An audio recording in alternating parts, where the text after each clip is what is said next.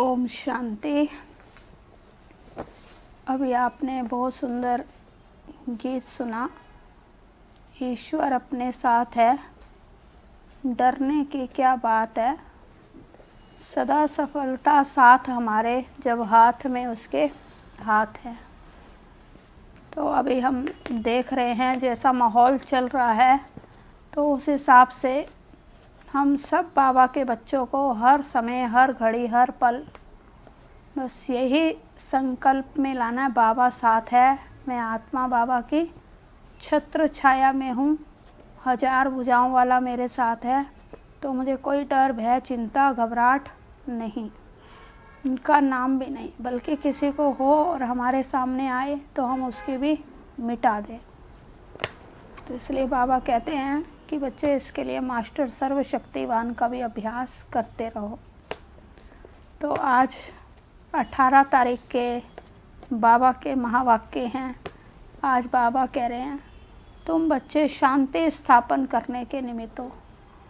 तो तुम्हें खुद भी शांत रहना है, कभी भी अशांत नहीं होना है, हलचल में नहीं आना है।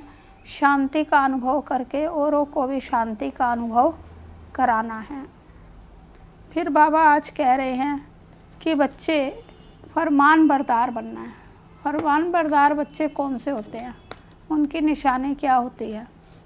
फरमान बरदार बच्चे जो होते हैं, वो अगर एक्यूरेट चलते चलते हर बाप के फरमान को मानते रहते हैं तो वो राजा रानी बनते हैं, नहीं तो प्रजा में आ जाते हैं।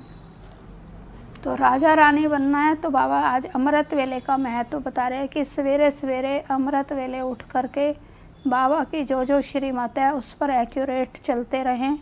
तो एक्यूरेट चलने वाले ही राजा रानी बनते हैं और बाप के पूरे फरमान को फॉलो करने वाले ही फॉलो फादर 1 नंबर 1 में आते हैं। फिर बाबा कह रहे हैं कि अपने आप को नशे में रखना है। कौन सा नशा रखना है कि हम ईश्वरीय संतान हैं। तो ईश्वरीय संतान को खीर खंड होकर रहना है, कभी लून पानी नहीं होना है, किसी को दुख नहीं देना है, कोई ऐसे शब्द मुख से नहीं बोलने हैं। तो जितना मिठास होगी उतना ही हमारे से स्वतः ही स्वतः सेवा होती जाएगी।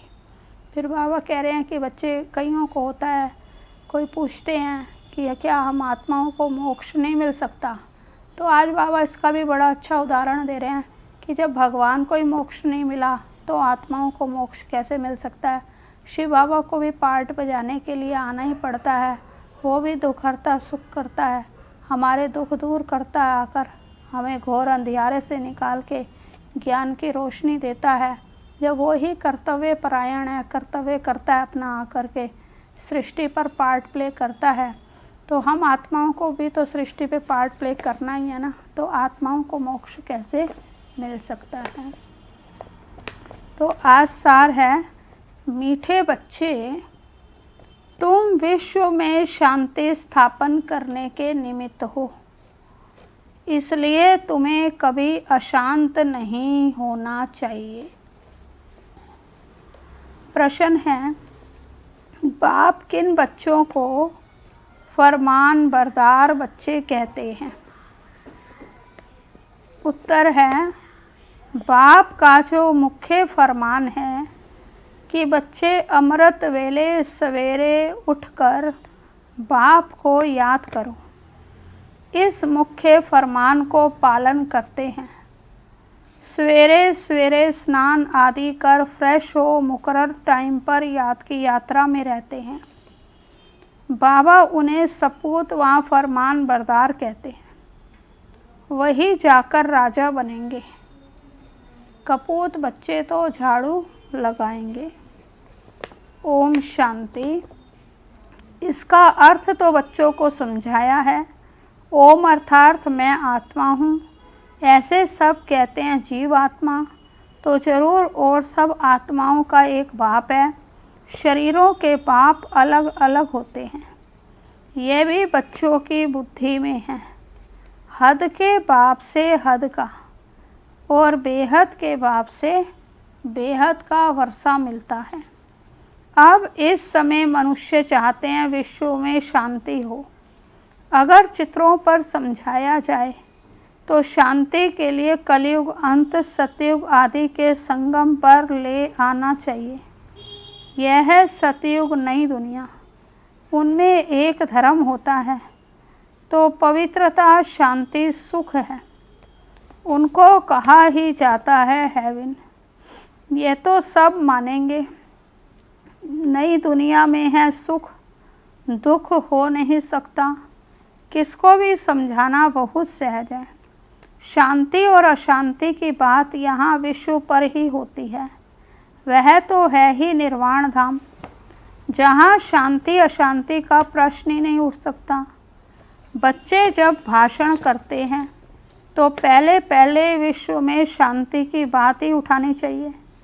मनुष्य शांति के लिए बहुत प्रयास करते हैं, उनको प्राइज भी मिलती रहती है। वास्तव में इसमें दौड़ा दौड़ी करने की बात है नहीं। बाप कहते हैं सिर्फ अपने स्वधर्म में टिको तो विक्रम विनाश हो जाएंगे। स्वधर्म में टिकेंगे तो शांति हो जाएगी। तुम हो ही एवर शांत, बाप के बच्चे। ये वर्षा उनसे मिलता है, उनको कोई मोक्ष नहीं कहेंगे। मोक्ष तो भगवान को भी नहीं मिल सकता, भगवान को भी पार्ट में ज़रूर आना है। कहते हैं कल्प कल्प कल्प के संगम युगे मैं आता हूँ। तो भगवान को भी मोक्ष नहीं तो बच्चे फिर मोक्ष को कैसे पा सकते हैं। ये बातें सारा दिन विचार सागर मंथन करने की हैं। बाप तो तुम बच्चों को ही समझाते हैं, तुम बच्चों को समझाने की प्रैक्टिस जाता है। शिव बाबा समझाते हैं तो तुम सब ब्राह्मण ही समझते हो। विचार सागर मंथन तुमको करना है। सर्विस पर तुम बच्चे हो, तुमको तो बहुत समझाना होता है।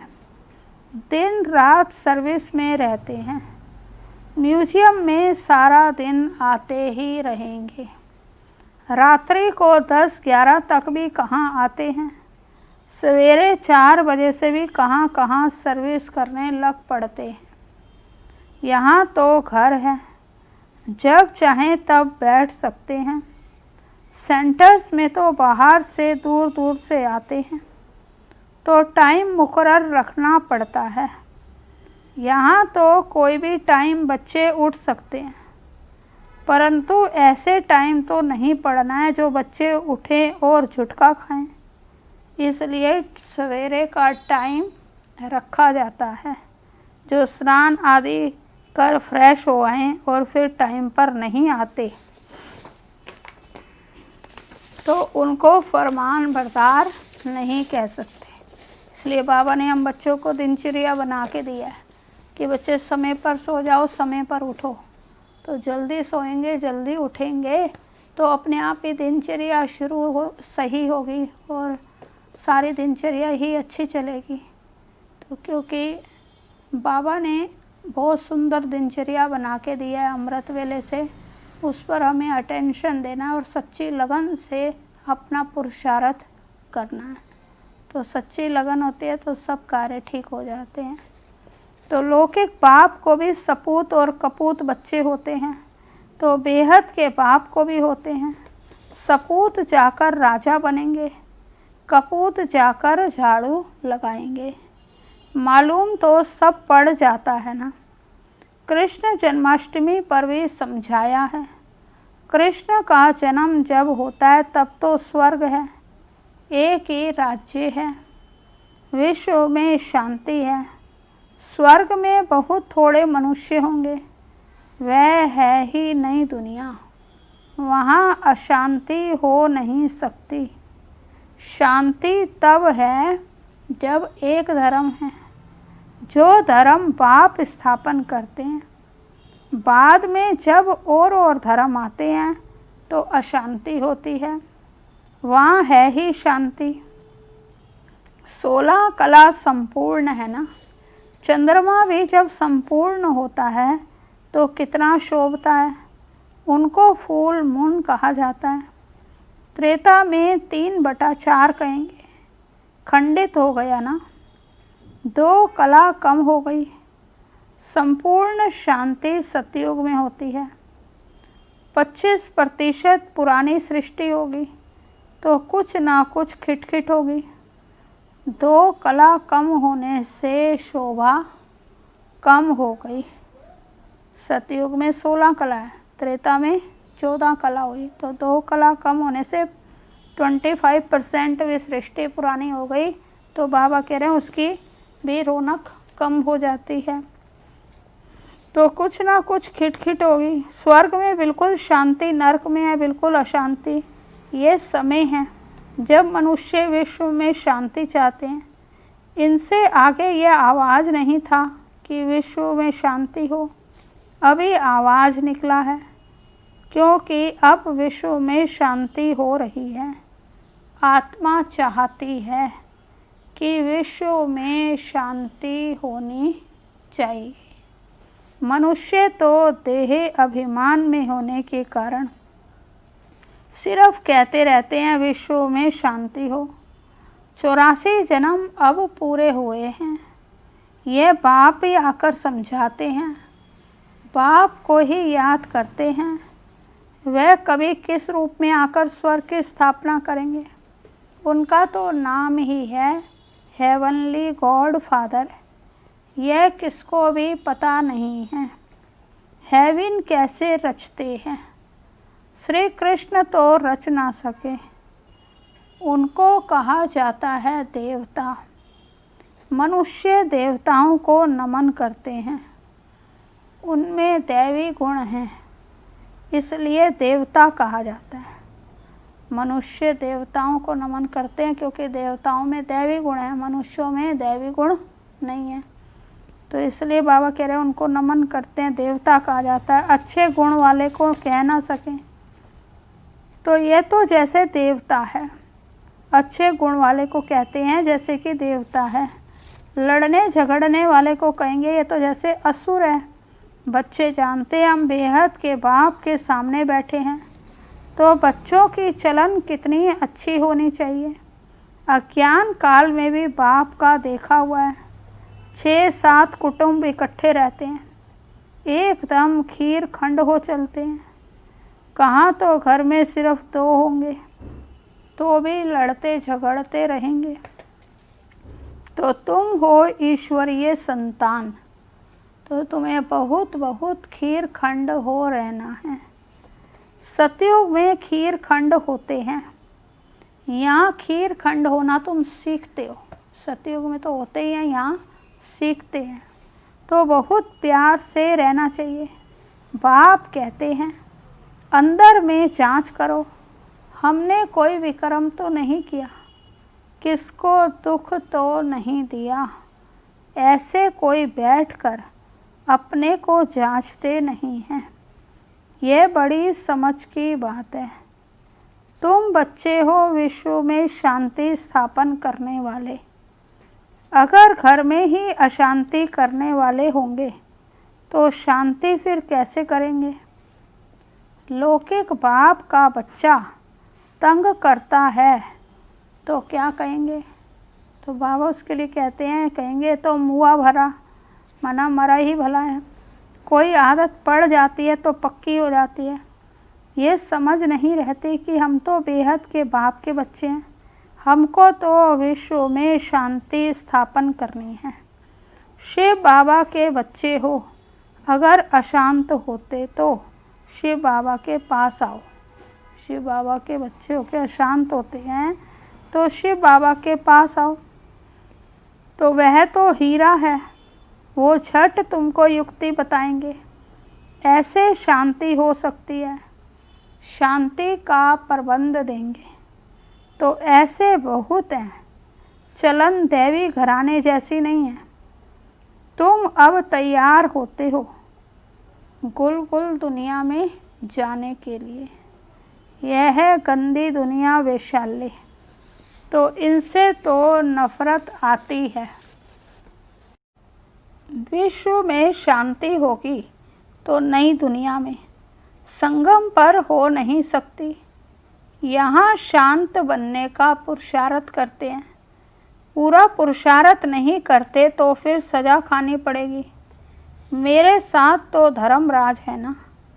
जब हिसाब किताब चुकता होने का समय आएगा तो खूब मार खाएंगे। कर्म भोग जरूर है, तो बीमार होते हैं वह भी कर्म भोग है ना। बाप के ऊपर तो कोई नहीं है। समझाते हैं बच्चे गुलगुल बनो तो ऊंच पद पाएंगे, नहीं तो कोई फ़ायदा नहीं। भगवान बाप जिसको आधा कल्प याद किया, उनसे वर्षा नहीं लिया तो बच्चे किस काम के। परंतु ड्रामानुसार यह भी होना है जरूर, तो समझाने की युक्तियाँ बहुत हैं। विश्व में शांति तो सतयुग में थी, जहाँ इन लक्ष्मी नारायण का राज्य था। लड़ाई भी जरूर लगेगी, क्योंकि अशांति है ना। कृष्ण फिर आएगा सतयुग में। कहते हैं कलयुग में देवताओं का परछाया नहीं पड़ सकता है। ये बातें तुम बच्चे ही अब सुन रहे हो, तुम जानते हो। शिव बाबा हमको पढ़ाते हैं, धारणा करनी है, सारी आयु ही लग जाती है। कहते हैं ना सारी आयु समझाया फिर भी समझते नहीं हैं। बेहद का बाप कहते हैं पहले पहले मुख्य चीज़ तो समझाओ। ज्ञान अलग और भक्ति अलग चीज़ है। आधा कल्प है दिन और आधा कल्प है रात। शास्त्रों में कल्प की आयु उल्टी लिख दी है, तो आधा आधा भी हो नहीं सकते। तुम्हारे में कोई शास्त्र आदि पढ़े हुए नहीं हैं तो अच्छे हैं, पढ़े हुए होंगे तो संशय उठाएंगे, प्रश्न पूछते रहेंगे। वास्तव में जब वानप्रस्थ अवस्था होती है तब भगवान को याद करते हैं, कोई ना कोई कीमत से। फिर जैसे गुरु सिखलाएंगे, भक्ति भी सिखलाते हैं। ऐसे कोई नहीं जो भक्ति ना सिखलाए, उनमें भक्ति की ताकत है। तब तो इतने फॉलोअर्स बनते हैं। फॉलोअर्स को भक्त पुजारी कहेंगे। यहाँ सब है पुजारी, वहाँ तो पुजारी कोई होता नहीं। भगवान कभी पुजारी नहीं बनता। अनेक पॉइंट्स समझाई जाती हैं। धीरे धीरे तुम बच्चों में भी समझाने की ताकत आती जाएगी। अभी तुम बतलाते हो कृष्ण आ रहा है, सतयुग में जरूर कृष्ण होगा, नहीं तो वर्ल्ड की हिस्ट्री ज्योग्राफी कैसे रिपीट होगी। सिर्फ एक कृष्ण तो नहीं होगा ना, उसके साथ यथा राजा रानी तथा प्रजा भी होगी। इनमें भी समझ की बात है। तुम बच्चे समझते हो, हम तो बाप के बच्चे हैं। बाप वर्षा देने आए हैं। स्वर्ग में तो सभी नहीं आएंगे, ना त्रेता में सब आ सकते हैं। झाड़ आहिस्ते आहिस्ते वृद्धि को पाता रहता है। मनुष्य रूपी सृष्टि झाड़ है, वहाँ है आत्माओं का झाड़। यहाँ ब्रह्मा द्वारा स्थापना, फिर शंकर के द्वारा विनाश, फिर पालना, अक्षर भी ये कायदे सिर बोलने चाहिए। बच्चों की बुद्धि में ये नशा है। ये सृष्टि का चक्र कैसे फिरता है, रचना कैसे होती है। अब नई छोटी रचना है, ये जैसे बाजोली है। पहले शूद्र हैं अनेक, फिर बाप आकर रचना रचते हैं ब्रह्मा द्वारा ब्राह्मणों की। ब्राह्मण हो जाते हैं चोटी। चोटी और पैर आपस में मिलते हैं। पहले ब्राह्मण चाहिए। ब्राह्मणों का युग बहुत छोटा होता है, पीछे हैं देवताएं। यह वर्णों वाला चित्र भी काम का है। यह चित्र समझाने में बहुत ईजी है। वैरायटी मनुष्यों का वैरायटी रूप है। समझाने में कितना मज़ा आता है। ब्राह्मण जब हैं तो सब धर्म हैं। शूद्रों से ब्राह्मणों का सैपलिंग लगता है। मनुष्य तो झाड़ के सैपलिंग लगाते हैं। बाप भी सैपलिंग लगाते हैं। जहाँ विश्व में शांति हो। सतयुगी दुनिया की जो सैपलिंग है वो बाबा ही लगाते हैं, जिससे कि विश्व में शांति हो। अच्छा मीठे मीठे सिकी लदे बच्चों प्रति माता पिता बाप दादा का याद प्यार और गुड मॉर्निंग। रूहानी बाप की रूहानी बच्चों को नमस्ते। रूहानी बच्चों की रूहानी बाप दादा को नमस्ते नमस्ते। धारणा के लिए मुख्य सार है, सदा स्मृति रखनी है कि हम हैं ईश्वरीय संतान। हमें खीर खंड होकर रहना है। किसी को भी दुख नहीं देना है। दूसरा पॉइंट है, अंदर में अपनी जांच करनी है कि हमसे कोई विक्रम तो नहीं होता है। अशांत होने तथा अशांति फैलाने की आदत तो नहीं है। जांच करनी है कि हम अशांत तो नहीं होते, अशांत होकर विक्रम तो नहीं करते हैं, और अशांत होने और अशांति फैलाने की आदत तो हमारे में नहीं है। वरदान है, एक बाप दूसरा ना कोई। इस स्मृति से बंधन मुक्त योग युक्त भव।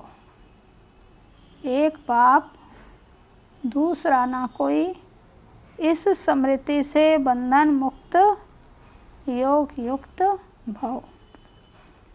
विस्तार है, घर जाने का समय है, इसलिए बंधन मुक्त और योग युक्त बनो। बंधन मुक्त अर्थात लूज ड्रेस, टाइट नहीं। ऑर्डर मिला और सेकंड में गया। ऐसे बंधन मुक्त योग युक्त स्थिति का वरदान प्राप्त करने के लिए सदा ये वायदा स्मृति में रहे कि एक बाप दूसरा ना कोई। क्योंकि घर जाने के लिए, वहाँ सतयुगी राज्य में आने के लिए इस पुराने शरीर को छोड़ना पड़ेगा। तो चेक करो कि ऐसे एवर रेडी बने हैं या अभी तक कुछ रस्सियाँ बंधी हुई हैं। ये पुराना चोला टाइट तो नहीं है। स्लोगन है, व्यर्थ संकल्प रूपी एक्स्ट्रा भोजन नहीं करो तो मोटेपन की बीमारियों से बच जाएंगे। व्यर्थ संकल्प रूपी एक्स्ट्रा भोजन नहीं करो तो मोटेपन की बीमारियों से बच जाएंगे। संकल्प तो चलते ही हैं, संकल्प कभी रुकते नहीं हैं, लेकिन संकल्पों की स्पीड कभी फास्ट होती है, कभी स्लो होती है। तो जितने समर्थ संकल्प होंगे उतनी स्पीड स्लो होगी। तो माइंड भी रिलैक्स होगा, बॉडी भी रिलैक्स होगी। तो इसलिए बाबा कह रहे हैं, व्यर्थ संकल्पों का कचरा अंदर ना भरे, नहीं तो वेट बढ़ जाएगा और हर जगह दबाव पड़ेगा। तो हर जगह प्रेशर पड़ने से समस्या ही बनती है। इसलिए तो हमें स्वस्थ रहना है संपूर्ण। तो अपने संकल्पों के भोजन पर भी विशेष अटेंशन रखना है, शरीर के भोजन पर भी रखना है, जिससे सदा तन और मन से स्वस्थ रहें। ओम शांति।